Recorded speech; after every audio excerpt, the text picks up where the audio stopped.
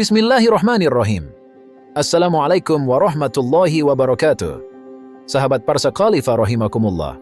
Semoga kita semua dalam keadaan sehat walafiat dan selalu dalam lindungan Allah Subhanahu wa Ta'ala. Sahabat-sahabat, pernah nggak membayangkan bumi tempat kita tinggal ini sangatlah luas? Bahkan, menurut ilmuwan, luas permukaan bumi mencapai 510 juta kilometer persegi. Dengan luas sebesar itu, tentu banyak sekali tempat-tempat di sudut bumi yang masih belum dijangkau oleh manusia. Dan tahukah sahabat, beberapa tempat misterius itu sudah pernah disinggung oleh Allah dalam Al-Quran dan dijelaskan juga dalam hadis-hadis Rasulullah. Di video kali ini, kita akan membahas tempat-tempat dalam Al-Quran yang masih menjadi misteri dan belum diketahui di mana keberadaannya sampai hari ini. Penasaran seperti apa? Yuk ikutin terus video ini sampai akhir.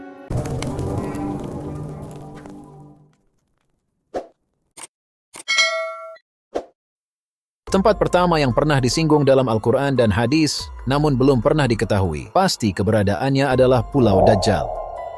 Menurut penjelasan dalam Al-Quran dan hadis, ketika hari kiamat tiba, Dajjal akan bangkit dan menyesatkan manusia. Dajjal merupakan juru selamat palsu yang menyembunyikan kekufurannya dari manusia dengan berbohong, menipu, dan membingungkan mereka. Dajjal digambarkan memiliki cacat pada mata kanannya dan matanya tampak seperti anggur yang mengambang. Di antara dua mata Dajjal terdapat tulisan kafara dalam huruf Arab yang bisa dibaca oleh kaum muslim beriman. Lalu di mana Dajjal saat ini? Sambil menunggu tibanya hari kiamat, Dajjal dipercaya sedang ditahan di sebuah pulau. Seorang sahabat Nabi bernama Tamim Ad-Dari diceritakan pernah bertemu dengan Dajjal. Menurut beberapa hadis, Tamim dan rombongannya menaiki sebuah kapal lalu terdampar di sebuah pulau. Di pulau tersebut mereka berjumpa dengan binatang yang sangat besar. Binatang tersebut bisa berbicara, menyebut dirinya sebagai Jasasa, dan menuntun Tamim beserta rombongan untuk mendatangi sebuah kuil. Di kuil tersebut terdapat seorang laki-laki besar yang sedang dibelenggu, dan laki-laki itu memperkenalkan dirinya sebagai Dajjal. Hingga saat ini, tempat Dajjal dibelenggu tersebut masih belum diketahui pasti keberadaannya. Ada beberapa yang menyebutkan bahwa Dajjal dipenjara di sebuah pulau di Yaman, bernama Pulau Sokotra. Anggapan tersebut didasari oleh fakta Pulau Sokotra memiliki corak flora dan fauna yang sangat unik dan tidak ada di tempat lain. Pulau tersebut juga memiliki ciri-ciri sangat dekat dengan yang digambarkan oleh Rasulullah. Beberapa hadis tersebut misalnya, Al-Masih Dajjal akan datang dari arah timur dan tujuannya adalah Madinah, hingga dia sampai di baik Gunung Uhud. Lalu para malaikat menghalaunya ke Syam, dan dia di sana binasa. Hadis riwayat Muslim. Dajjal akan keluar dari daerah timur yang bernama Khurasan. Dia akan diikuti oleh orang-orang yang berwajah seperti perisai. Hadis riwayat Tirmidzi, Ahmad, dan Hakim. Meskipun demikian, hingga saat ini anggapan bahwa Pulau Sokotra adalah pulau tempat Dajjal dipenjara masih belum bisa dipastikan kebenarannya. Wallahu a'lam bishawab. Tempat selanjutnya adalah Ainul Hayat. Dalam bahasa Arab, Ainul berarti air dan Hayat berarti kehidupan. Nama ini merujuk kepada sebuah danau yang jika kita meminum airnya, kita akan hidup sampai hari kiamat. Kenapa Ainul Hayat ini bisa punya keajaiban sedahsyat itu? Jadi, menurut cerita ketika bumi diciptakan, Allah menurunkan beberapa tetes air dari surga ke dunia. Air dari surga tersebut membentuk Ainul Hayat. Air dari telaga Ainul Hayat dipercaya bisa menyembuhkan berbagai penyakit dan bahkan memberikan keabadian bagi yang meminumnya. Apakah sahabat Parsa Khalifah pernah mendengar kisah Nabi Khidir yang diriwayatkan masih akan hidup sampai hari kiamat? Kalau belum, silahkan tonton videonya. Kami telah mengulasnya beberapa waktu lalu. Link videonya ada di pojok kanan atas. Beberapa ulama percaya bahwa ditangguhkannya kematian Nabi Khidir sampai hari kiamat ada kaitannya dengan keberadaan Ainul Hayat ini. Selain itu, Ainul Hayat juga berhubungan erat dengan kisah Raja Dzulkarnain. Raja Dzulkarnain adalah seorang raja yang sangat taat kepada Allah. Saking taatnya, Allah mengutus seorang malaikat bernama Malaikat Rifail untuk mendampingi Raja Dzulkarnain. Suatu hari, Raja Dzulkarnain bertanya kepada Malaikat Rifail, apakah ada cara supaya manusia bisa hidup abadi? Sang raja bertanya seperti itu, bukan semata-mata karena nafsu duniawi, tapi karena ia ingin punya waktu lebih lama untuk beribadah kepada Allah. Kemudian malaikat Rifail bercerita tentang telaga Ainul Hayat. Menurut penuturan malaikat Rifail, telaga Ainul Hayat terletak di tempat tergelap bumi, sekaligus tempat terbitnya matahari. Adapun kegelapan yang menyelimuti tempat tersebut tidak disebabkan karena kekurangan cahaya, seperti kegelapan pada umumnya, melainkan karena kumpulan kabut atau asap. Raja Zulkarnain pun memulai perjalanan untuk mencari Ainul Hayat. Di tengah perjalanan, ia bertemu dengan Nabi Khidir. Mereka mencari bersama, tetapi kemudian berpisah, karena Nabi Khidir memperoleh bisikan yang menuntunnya menuju telaga tersebut. Dikisahkan bahwa Nabi Khidir akhirnya menemukan telaga Ainul Hayat dan meminum airnya, sedangkan Raja Zulkarnain tidak. Dari cerita tersebut kita bisa tahu bahwa tidak semua orang bisa menemukan Ainul Hayat. Hanya orang-orang yang sudah ditakdirkan oleh Allah lah yang bisa menemukan dan meminum airnya. Hingga saat ini, keberadaan telaga Ainul Hayat masih menjadi misteri. Tetapi hal tersebut mungkin memang bagian dari ketentuan Allah Subhanahu wa Ta'ala.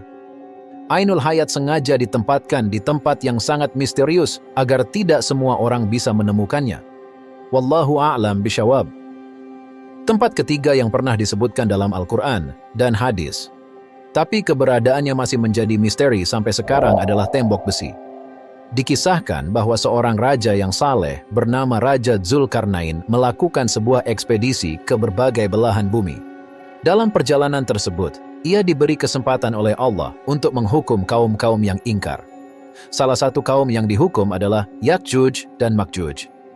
Ya'juj dan Ma'juj adalah dua suku yang diceritakan akan muncul di akhir zaman dan menjadi salah satu tanda datangnya kiamat kubra.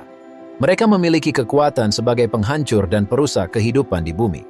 Menurut Ibnu Katsir, mereka adalah keturunan Adam dari keturunan Nuh, dari anak keturunan Yafits, yakni nenek moyang bangsa Turki dan Mongol. Raja Zulkarnain menghukum bangsa Ya'juj dan Ma'juj dengan mengisolasinya dari dunia luar dengan cara membangun tembok besi besar sehingga mereka tidak bisa keluar. Kisah ini diceritakan dalam Quran, Surat Al-Kahfi, ayat 83-99. Hingga ketika dia sampai di antara dua gunung, didapatinya di belakang kedua gunung itu suatu kaum yang hampir tidak memahami pembicaraan. Mereka berkata, "Wahai Zulkarnain, sungguh Ya'juj dan Ma'juj itu makhluk yang berbuat kerusakan di bumi. Maka bolehkah kami membayarmu imbalan agar engkau membuatkan dinding penghalang antara kami dan mereka?" Dia, Zulkarnain, berkata, "Apa yang telah dianugerahkan Tuhan kepadaku lebih baik daripada imbalanmu, maka bantulah aku dengan kekuatan, agar aku dapat membuatkan dinding penghalang antara kamu dan mereka. Berilah aku potongan-potongan besi." Hingga ketika potongan besi itu telah terpasang sama rata dengan kedua puncak gunung itu, dia, Zulkarnain, berkata, "Tiuplah api itu." Ketika besi itu sudah menjadi merah seperti api, dia pun berkata, "Berilah aku tembaga yang mendidih agar kutuangkan ke atasnya besi panas itu." Maka mereka Ya'juj dan Ma'juj tidak dapat mendakinya dan tidak dapat pula melubanginya. Dia, Zulkarnain, berkata, "Dinding ini adalah rahmat dari Tuhanku, maka apabila janji Tuhanku sudah datang, dia akan menghancur luluhkannya, dan janji Tuhanku itu benar. Dan pada hari itu kami biarkan mereka Ya'juj dan Ma'juj berbaur antara satu dengan yang lain, dan apabila sangkakala ditiup lagi, akan kami kumpulkan mereka semuanya." Berdasarkan ayat-ayat tersebut, disebutkan bahwa tembok yang mengepung Ya'juj dan Ma'juj terletak di antara dua gunung.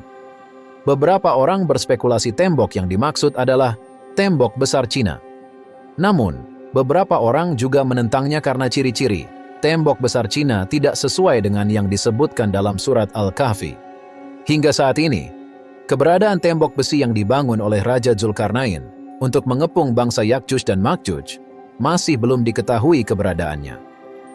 Sahabat Parsa Khalifah rahimakumullah, pernahkah sahabat mendengar nama Jabal Qaf? Jabal Qaf adalah sebuah gunung yang namanya disebut dalam Al-Quran dan mitologi Arab. Gunung ini disebut-sebut sebagai gunung tertinggi sekaligus titik terjauh bumi karena hingga saat ini masih belum diketahui keberadaannya. Cerita tentang Jabal Qaf disebutkan dalam surat Qaf ayat 10-12. Di dalam ayat-ayat tersebut disebutkan bahwa Gunung Qaf adalah tempat yang dikelilingi oleh laut, dan bahwa di atasnya ada pintu gerbang menuju ke surga dan neraka. Menurut penyair Arab Saudi bernama Hatim Al-Tai, Jabal Qaf terbentuk dari batu permata berharga seperti zamrud hijau, dan peridot yang memberikan langit pantulan warna hijau kebiruan yang memukau. Nabi Khidir dipercaya sebagai salah satu orang yang tinggal di gunung ini. Selain Nabi Khidir, wali-wali Allah yang berjumlah 70 orang yang menjauhkan diri dari kehidupan duniawi juga hidup di dalam Jabal Qaf. Meskipun cerita tentang Jabal Qaf sudah berkembang di kalangan masyarakat Arab, namun hingga saat ini keberadaannya masih menjadi misteri.